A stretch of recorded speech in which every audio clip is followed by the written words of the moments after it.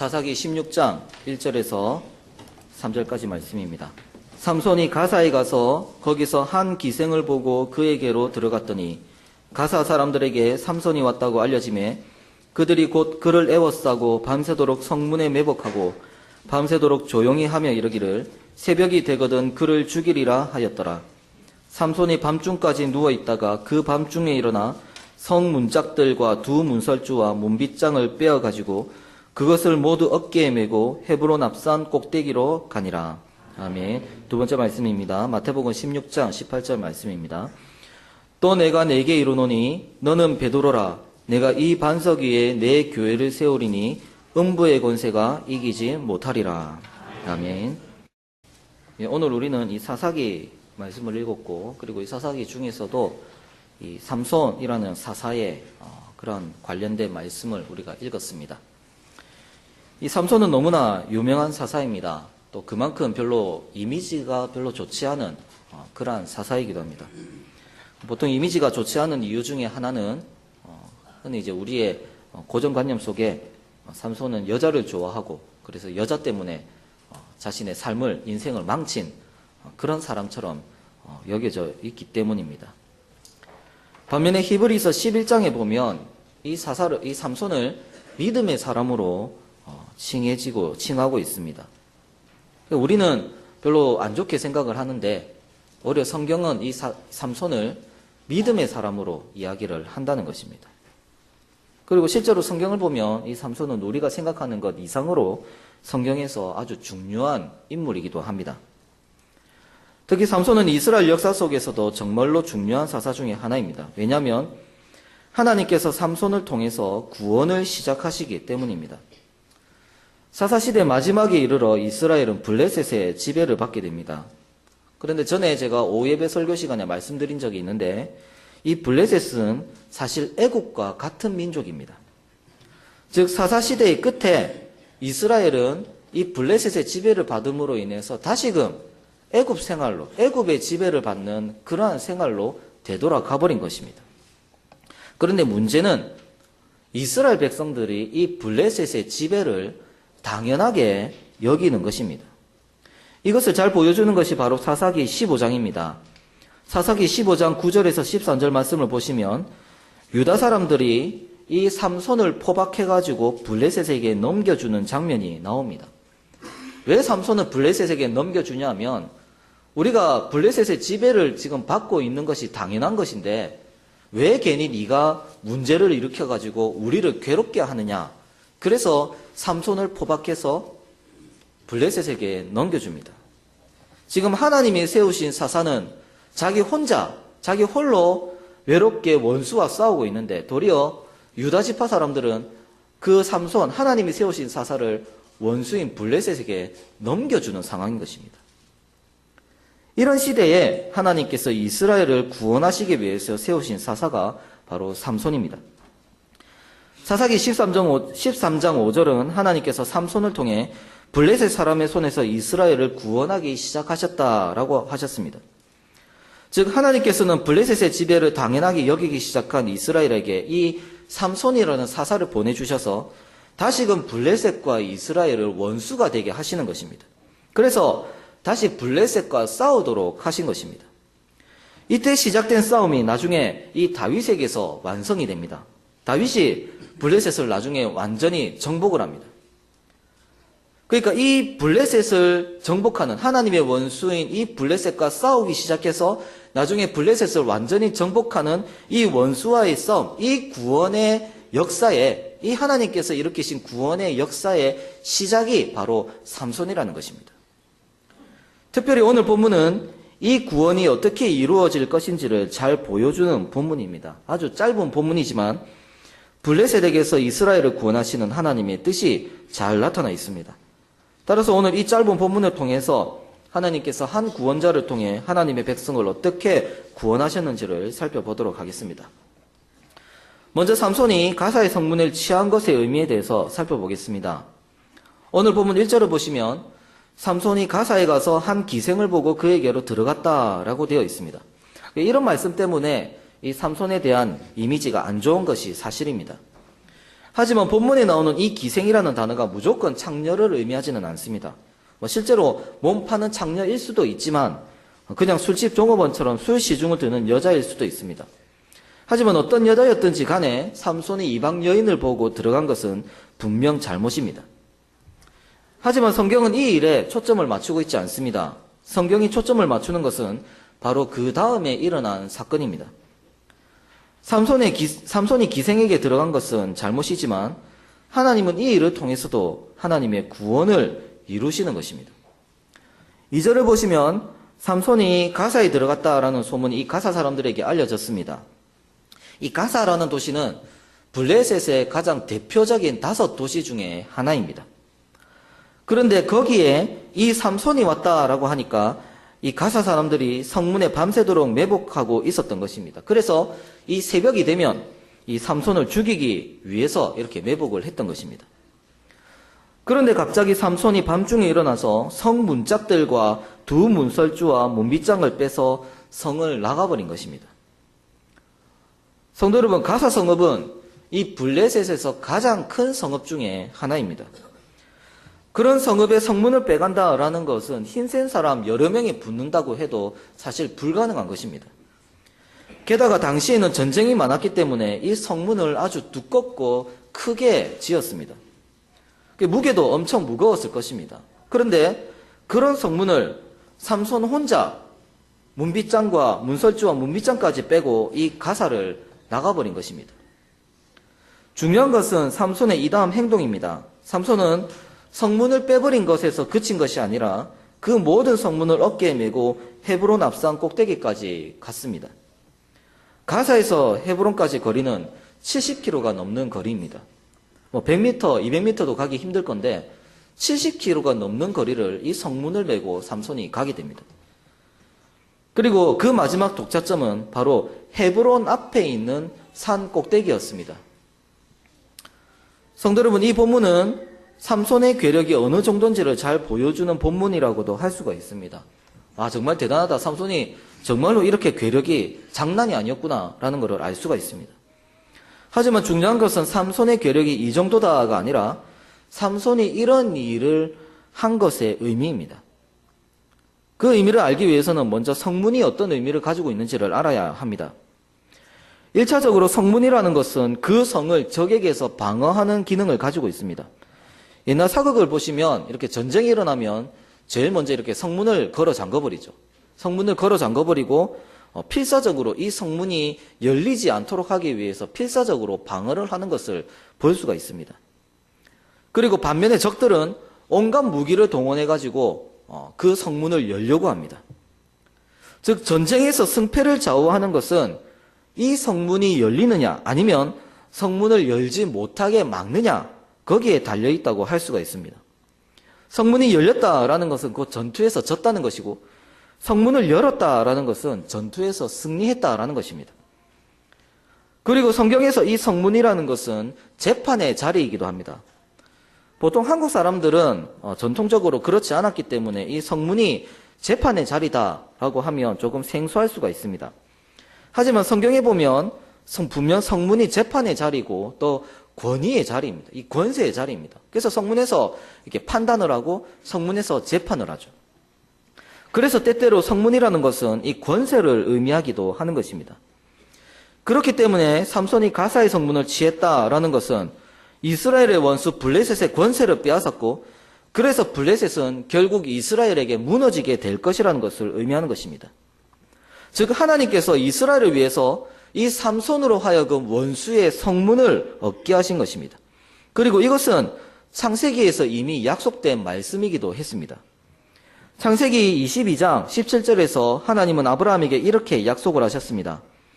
내가 내게 큰 복을 주고 내 씨가 크게 번성하여 하늘의 별과 같고 바닷가의 모래와 같게 하리니 내 씨가 그 대적의 성문을 차지하리라. 그리고 리브가에게도 같은 축복이 선포가 되었습니다. 창세기 24장 60절은 이렇게 말씀합니다.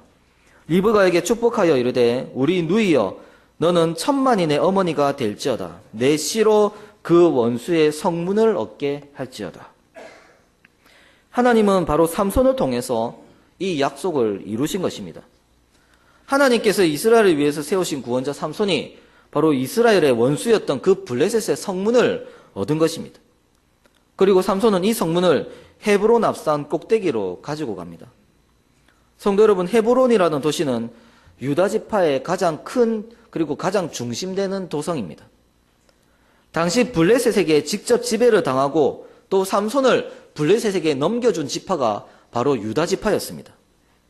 그런데 삼손은 바로 이 유다 지파의 중심 도시 헤브론 앞에 그리고 그 앞산 꼭대기에 이 원수의 성문을 가져다 놓은 것입니다. 이것은 헤브론에 사는 유다 지파 사람들에게 엄청난 의미를 가져다 주는 상징적인 행위입니다. 헤브론에 있는 모든 유다 지파 사람들 바라고 하는 행위입니다. 즉 그토록 자신들을 지배하고 괴롭히던 그 원수 블레셋의 성문이 열려졌다는 것입니다. 원수 블레셋의 성문을 하나님이 세우신 그 구원자 사사인 삼손이 취했다라는 것입니다.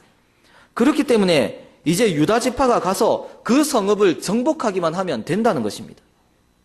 즉 삼손이 헤브론 앞산 꼭대기에 가사의 성문을 가지고 간 것은 곧 하나님의 백성들에게 선포된 구원의 선포였습니다. 반대로 블레셋 사람들에게는 이 사건이 심판의 선포가 되었습니다. 성문을 빼앗겼다라는 것은 전투에서 졌다는 것입니다. 이스라엘의 사사에게 블레셋의 머리 되는 성읍의 문이 빼앗겼습니다. 그리고 이 성문이 지금 헤브론 앞산 꼭대기에 섰습니다. 삼손이 가사의 성문을 취한 이 행위는 자신들이 지금까지 지배하고 억압했던 그 유다 지파가 이제 자신들을 정복할 것이라는 심판의 선포인 것입니다. 사랑하는 성도 여러분, 삼손은 하나님께서 이스라엘을 구원하시기 위해서 세우신 사사였습니다. 그렇기 때문에 삼손은 앞으로 오실 하나님의 백성의 구원자 예수 그리스도의 모형이 되기도 합니다. 비록 삼손은 죄 많은 사람이기에 기생에게 들어가는 잘못도 범했습니다. 하지만 하나님께서 우리를 구원하시기 위해서 세우신 예수 그리스도께서는 죄가 전혀 없으신 완전하신 우리의 구원자이십니다. 그리고 앞서 언급한 창세기 22장 17절 말씀에서 약속된 그 아브라함의 씨 역시도 궁극적으로 예수 그리스도이십니다. 아브라함의 자손이신 예수 그리스도께서 대적의 문을 얻으실 것이라는 약속이었던 것입니다. 그리고 이 약속대로 우리 예수님은 원수의 성문을 취하셨습니다. 십자가와 부활로서 예수님은 사망의 권세를 이기셨습니다. 그리고 이제 승리하신 예수님은 이 승리의 권세를 우리에게, 바로 이 교회에게 주셨습니다. 마태복음 16장 18절에서 예수님은 베드로에게 이렇게 말씀하셨습니다. 너는 베드로라, 내가 이 반석 위에 내 교회를 세우리니 음부의 권세가 이기지 못하리라. 여기서 음부의 권세라는 말은 직역을 하면 음부의 문입니다. 즉 음부의 성문이 이기지 못하리라 라는 말씀입니다. 사망의 권세가 결코 이 교회를 이길 수 없다는 것입니다. 왜냐하면 예수님께서 사망의 권세, 곧 우리의 원수의 문을 깨뜨리셨기 때문입니다. 사랑하는 성도 여러분, 사망을 이기신 예수님께서는 또한 우리 교회에게도 그 권세를 허락하셨습니다. 예수님께서 죄악을 이기셨기 때문에 우리에게도 죄악을 이기는 능력과 권세를 주신 것입니다. 우리는 절대로 죄악에 억압당하는 자들이 아닙니다, 여러분. 우리는 죄를 이길 수 없는 자들이 아닙니다. 우리는 죄에게 정복당하는 자들이 아니라 도리어 예수 그리스도의 뒤를 따라서 그 깨어진 그 성문으로 들어가 죄를, 우리의 원수를 정복하는 자들입니다. 죄악의 권세가 결코 우리를 이기지 못합니다. 하나님은 예수 그리스도 안에서 우리 교회로 하여금 원수의 성문을 취하게 하셨습니다. 그러므로 우리는 죄악을 이기며 사는 자들이 되어야 하겠습니다.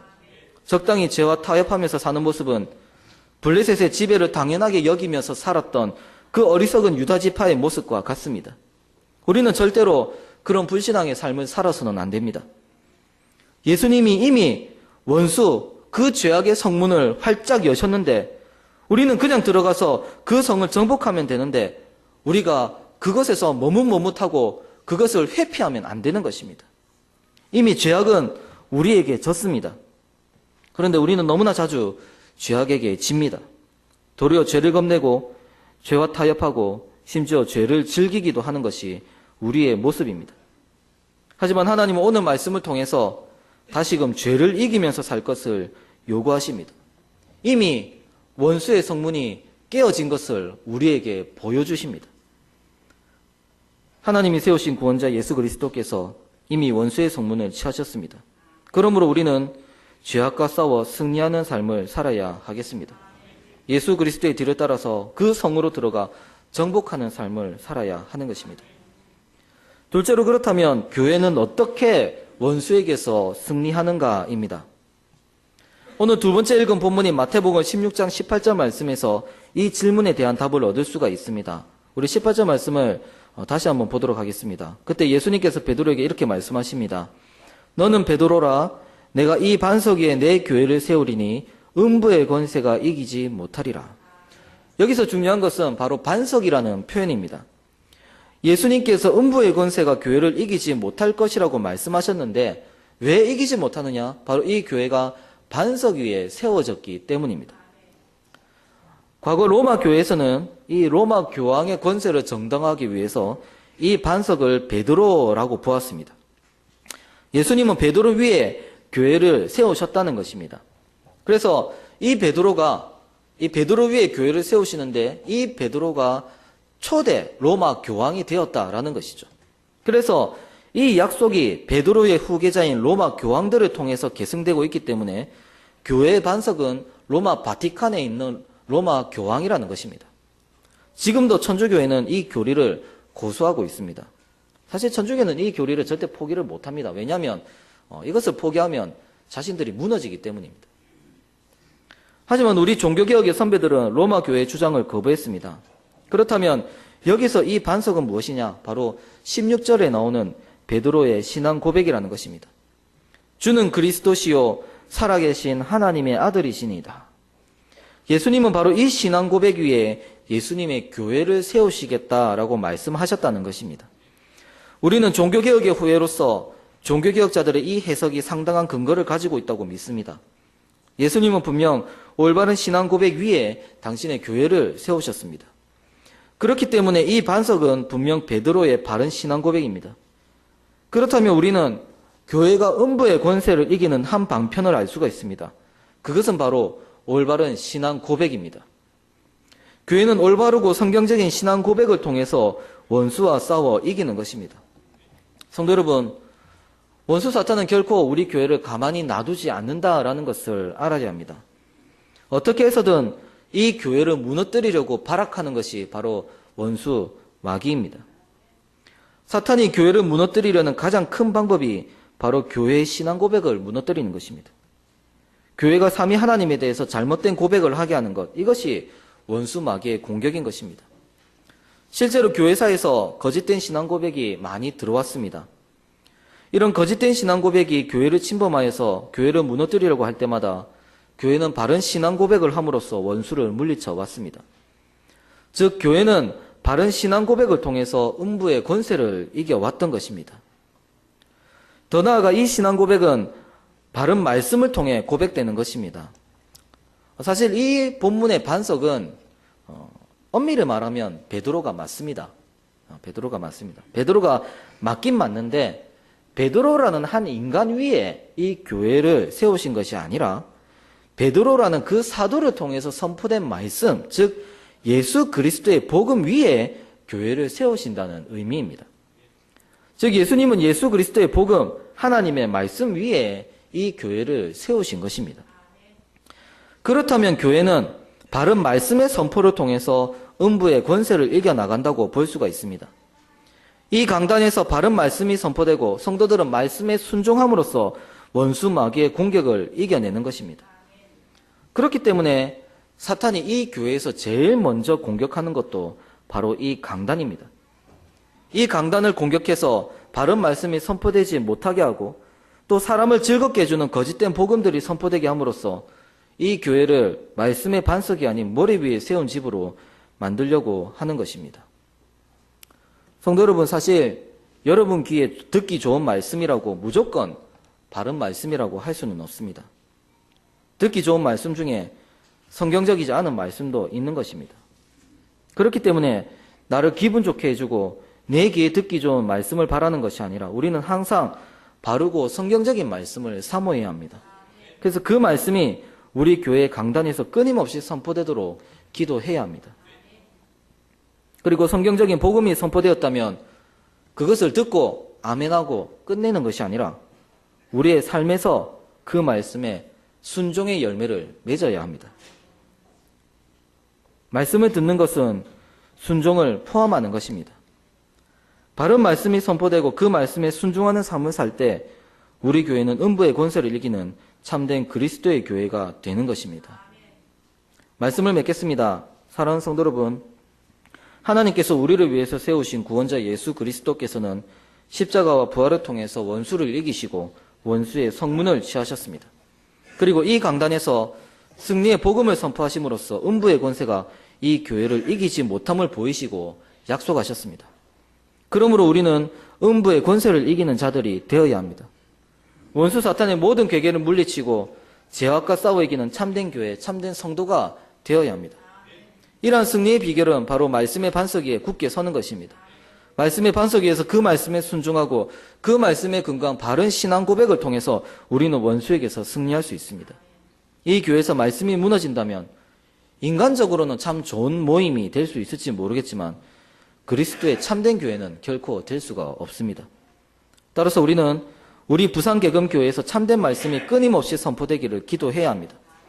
이를 위해서 말씀을 선포하는 목사님을 위해서 기도하셔야 되고 또 장로님들이 바른 말씀 위에서 이 교회를 잘 지도할 수 있도록 기도하셔야 합니다. 그리고 바른 말씀이 선포되면 그 말씀에 아멘으로 화답하고 그 말씀에 순종하려고 노력해야 합니다. 이렇게 할 때 우리 교회는 말씀의 반석 위에 굳게 선 참된 하나님의 집이 될 것이고 음부의 권세가 결코 우리 교회를 이기지 못할 것입니다. 이 말씀을 기억하시고 말씀의 반석 위에 굳게 세워져가는 모든 성도님들 다 되시기를 바랍니다. 아멘.